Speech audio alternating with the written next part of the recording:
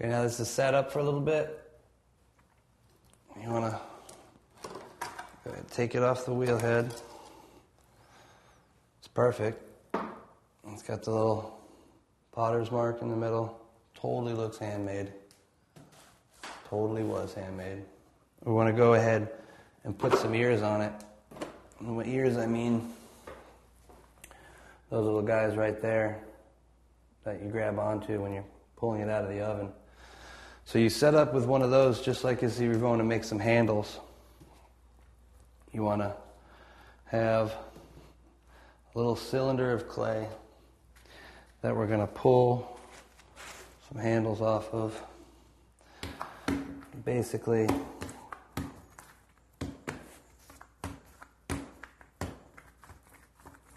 start off just like that. No big deal. Don't even need to wedge this amount of clay. You can just pound it on your work table. All right.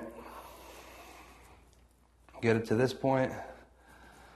Now we're ready to pull some handles.